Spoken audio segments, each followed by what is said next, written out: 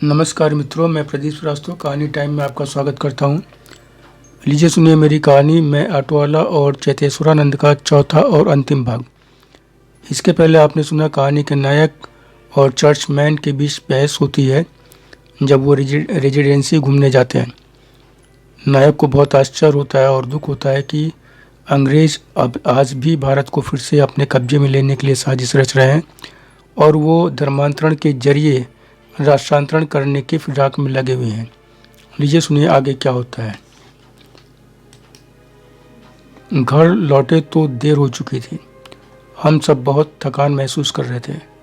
आना किचन में जाना नहीं चाह रही थी और अकेले सास से यह सब हो पाना मुश्किल था। तो पहले मैंने ऑनलाइन खाने के लिए ऑर्डर किया।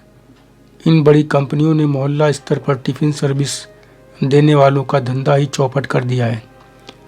नहीं तो आना के साथ मैं इस धंधे में भी कदम रखने वाला था।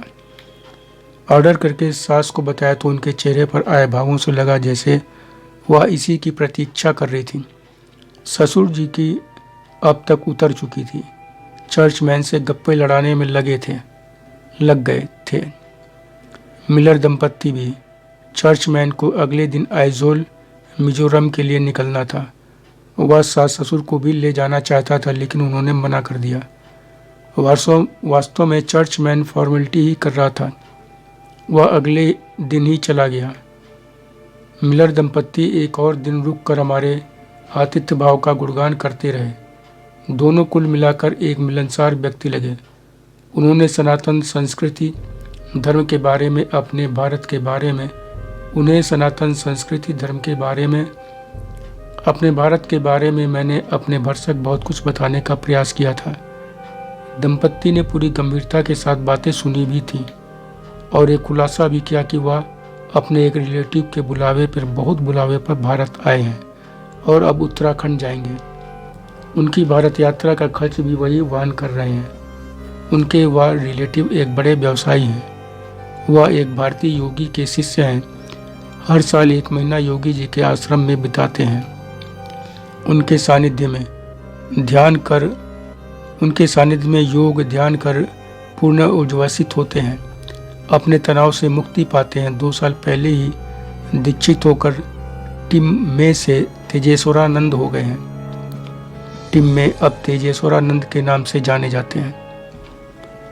मिलर दंपत्ति ने हमसे भी चलने के लिए कई बार आग्रह किया। जाने की इच्छा आना के सिवा किसी की नहीं थी, लेकिन चर्चमैन की कुटिल कलुषित बातों से मेरे मन में उथल पुथल मची हुई थी।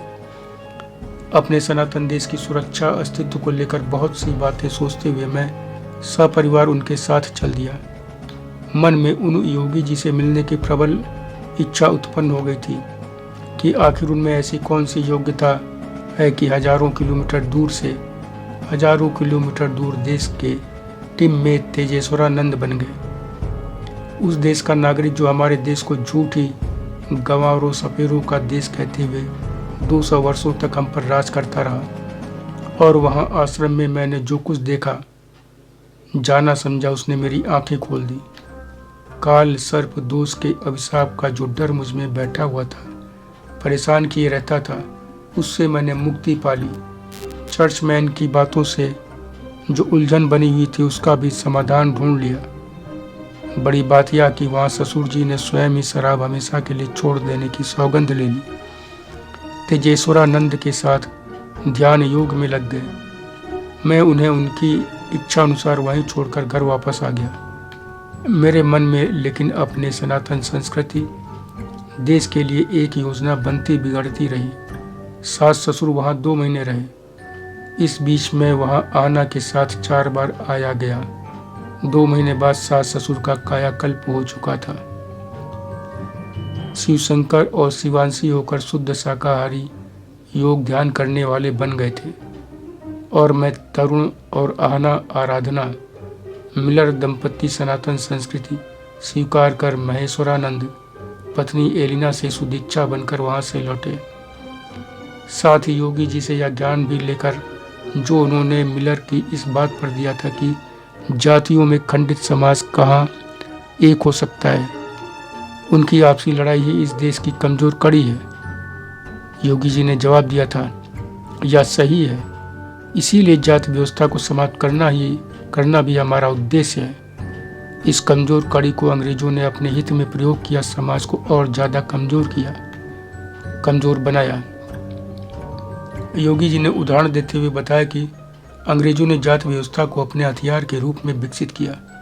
1871, 1881, 1891 में अंग्रेजों ने जन सर्वेक्षण कराकर स्पष्ट समझ लिया कि इस हथियार को और धार देने के लिए इन्हें और भी ज्यादा जातियों में बांटना होगा। इसका परिणाम था कि 1871 की गणना में उन्होंने जातियों की संख्या 3208 बताई।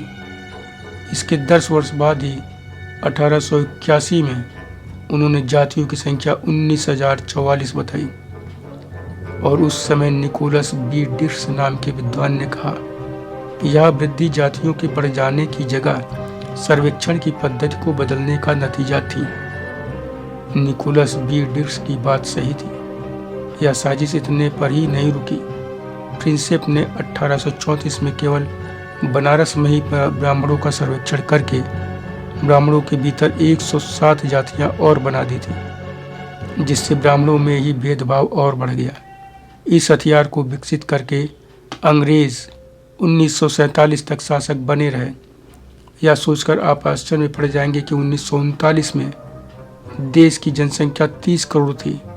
इतने बड़े समुदाय पर ब्रिटेन अपने मात्र 65,000 अंग्रेज सैनिकों के साथ शासन करता रहा।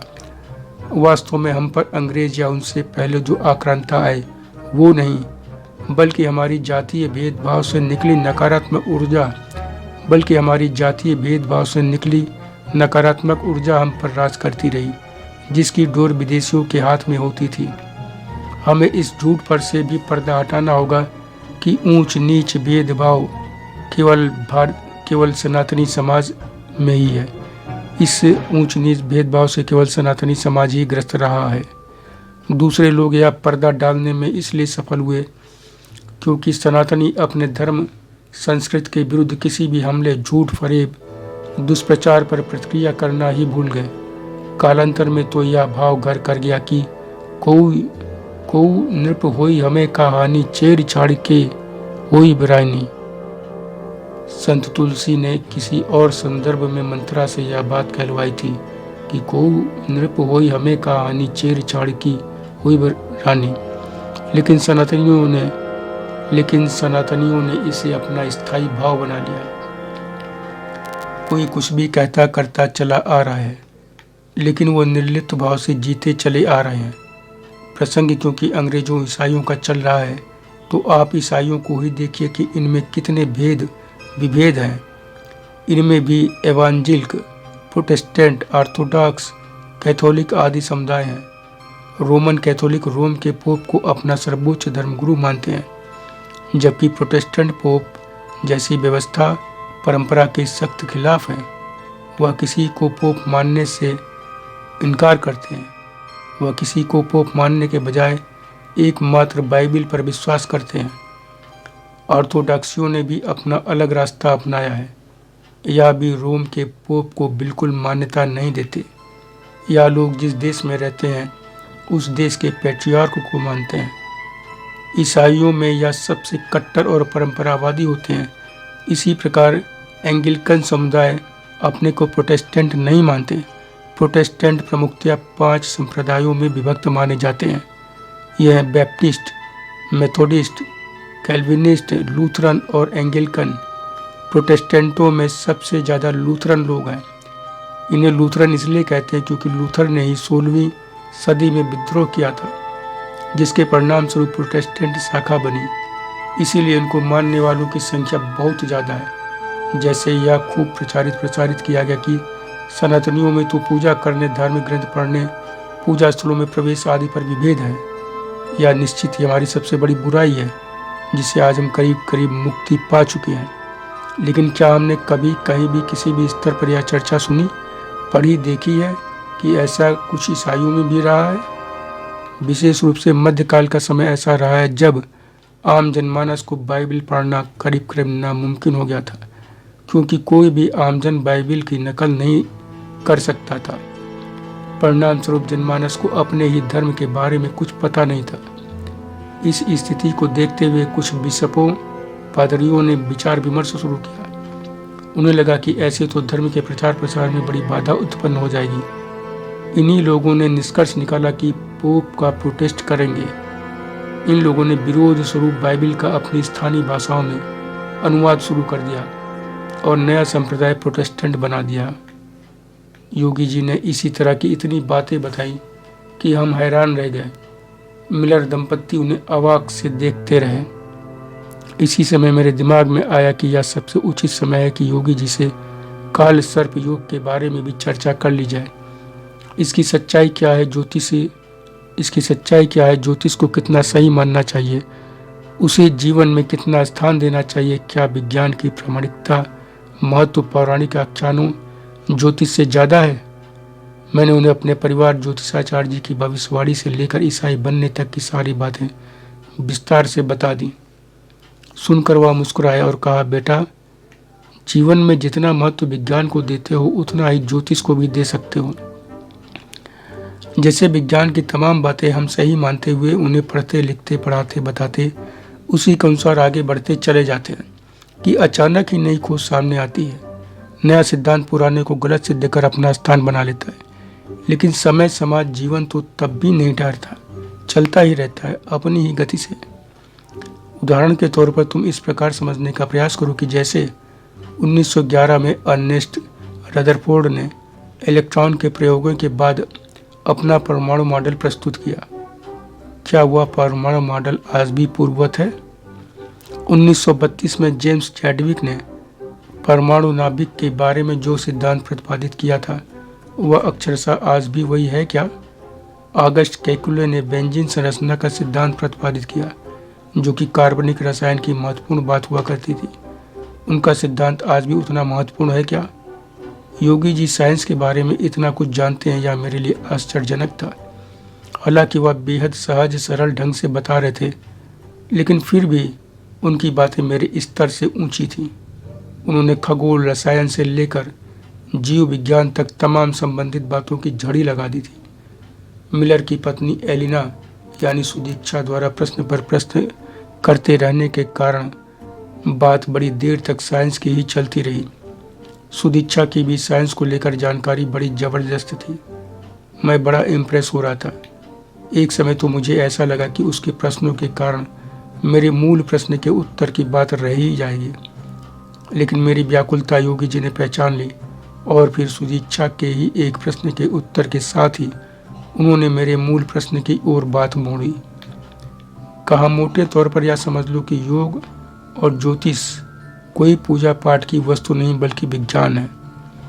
योग के लिए तो दुनिया एक स्वर से यह मानती है कि हिरण्यगर्भ के इस विज्ञान को महर्षि पतंजल ने करीब 5000 वर्ष पूर्व ही विकास की चरम सीमा तक पहुंचा दिया है।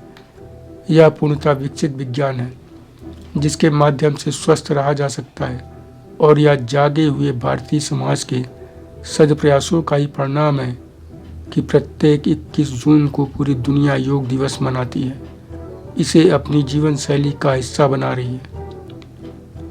ज्योतिष साइंस कितनी परफेक्ट है इसका अंदाजा इसी बात से लगा सकते हो कि इसके माध्यम से चंद्र ग्रहण, सूर्य ग्रहण वर्षों बरस पहले कब हुआ था से लेकर भविष्य में कब होगा इसकी घोषणा ज्योतिषी सदियों से पूर्ण एक्यूरेसी के साथ करते आ रहे हैं, जबकि मशीनों के माध्यम से की जाने वाली घोषणाएं अक्सर भटकती हुई मिल जा रही हैं।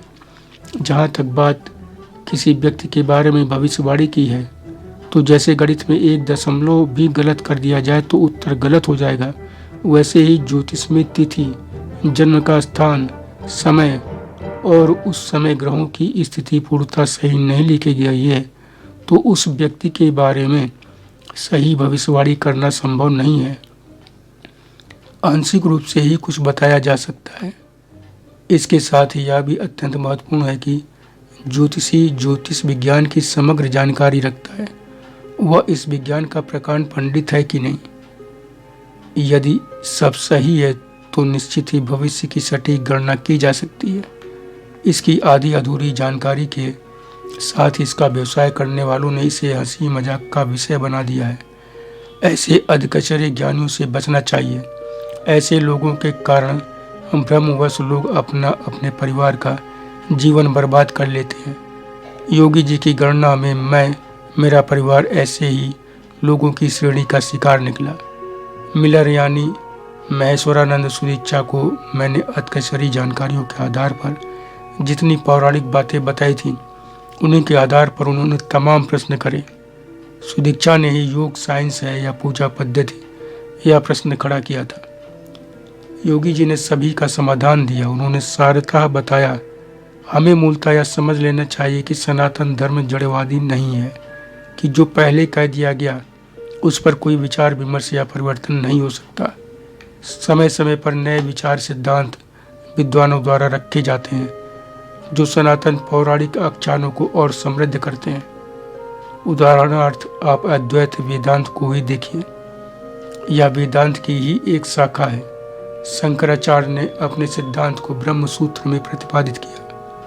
अहम ब्रह्मास्मि को अद्वैत वेदांत कहा, इसीलिए उन्हें शंकराद्वैत संज्ञा दी गई। शंकराचार्य की मूल बात यह है कि इस चराचर जगत में ब्रह्म ही सत्य है, बाकी सब मिथ्या। मगर शंकराचार्य के कह देने भर से बात यहीं ठहर नहीं जाती।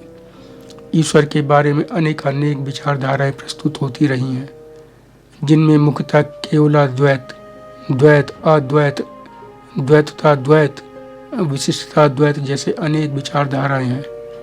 वास्तव में हम सनातनी कालांतर में इतनी गहरी नींद सो गए कि अपने महान पूर्वजों द्वारा दिए गए अथाह ज्ञान को ही भूल गए।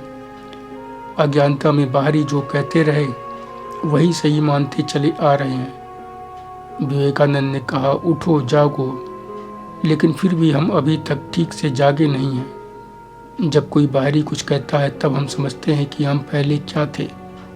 अभी जब Columbia University Irving Medical Center ने सुश्रुत को दुनिया में शल्य चिकित्सा का जनक मानते हुए अपने यहाँ उनकी मूर्ति लगाई, तब हमें समझ में आया कि शल्य चिकित्सा का ज्ञान सबसे पहले हम सनातनियों को ही था। 2600 साल पहले ही सुश्रुत प्लास्टिक सर्जरी अर्थात स्किन ग्राफ्ट्स आदि में पारंगत थे। योगी जी से यह सब सुनकर हम महेश्वरानंद दंपत्ति सभी आश्चर्य में थे। कई चरणों में हमारे प्रश्न उत्तर कई दिनों तक चलते रहे। वापसी वाली सुबह से पहले की रात सोते समय महेश्वरानंद ने कहा, मेरा मन ब्रिटेन वापस लौटने का बिल्कुल नहीं हो रहा है। मैं योगी जी जैसे प्रोफाउंड नॉलेज यानी विपुल ज्ञान वाले महान विभूति को छोड़कर जाना दुनिया की सबसे बड़ी मूर्खता समझता हूँ।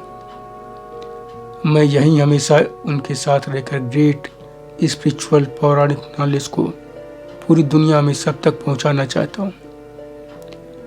मैंने कहा, इसके लिए तो यह और भी ज़्यादा जरूरी है कि हमें योगी जी के संदेश को फैलाने के लिए पूरी दुनिया को नापना चाहिए। वह मेरी बात से जल्दी ही सहमत हो गए। अगले दिन हम सभी घर के लिए चल दिए। जल्दी ही मेरे मन में बराबर बनती बिगड़ती योजना सनातन सरस्वती शिशु मंदिर के रूप में साकार हुई। सास ससुर संरक्षक बने। मैं आराधना के साथ उसके संचालन में लग गया। हमारा फैसला अब तक यह भी था कि हम अपने पहले शिशु की शिक्षा भी अपने स्कूल से प्रारंभ करेंगे।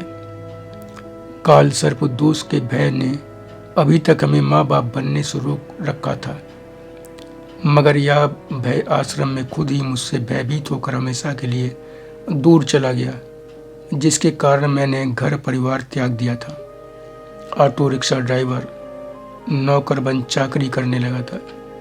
संयोग था कि चर्चमैन मिलर दंपत्ति मिल गए, जो योगी जी से मिलने का माध्यम बने, जिनके आशीर्वाद से स्कूल संचालक बन गया हूँ। और हाँ, परिवार शुरू करूँगा तो सबसे पहले बच्चे को लेकर भाई बहनों का भय दूर भगाने जरूर जाऊँगा। कितने बरस हो गए सबसे मिले हुए, देखे हुए। उनसे भी कहूँगा कि वह भी राष्ट्रांतरण रोकने के मेरे अभियान में भागीदार बने।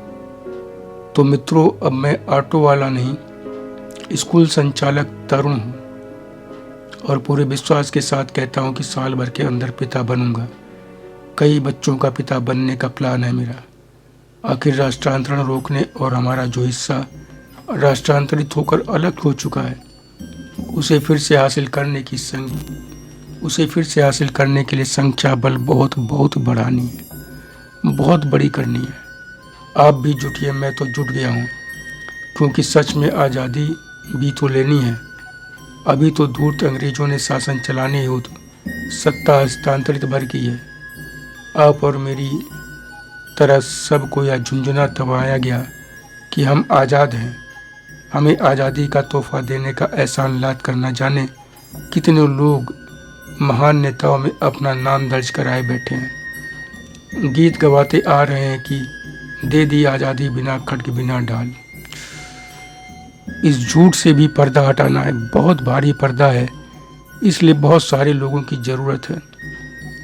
यह जीवन से भी ज़्यादा ज़रूरी है, जिससे आने वाली पीढ़ियां सच में आज़ाद रहें, सुरक्षित रहें। और हाँ, चर्चमैन काफ़ी लंबे समय बाद फिर लौटा तो सब कुछ जानकर आश्चर्य में पड़ गया। हमने उसका पहले जैसा ही आदर सत्कार सब कुछ किया। वह उन महान योगी जी से मिलने के लिए व्याकुल हो उठा, जिनके कारण यह परिवर्तन हुआ। हमने उसे बड़े प्यार से वहाँ भेजा। आजकल वह योगी जी का मेहमान बना हुआ है, और मैं यह बिल्कुल नहीं जानता कि जब वह लौटेगा तो चर्चमैन ही रहेगा या फिर चेतेश्वरानंद। या धन्यवाद मित्रों।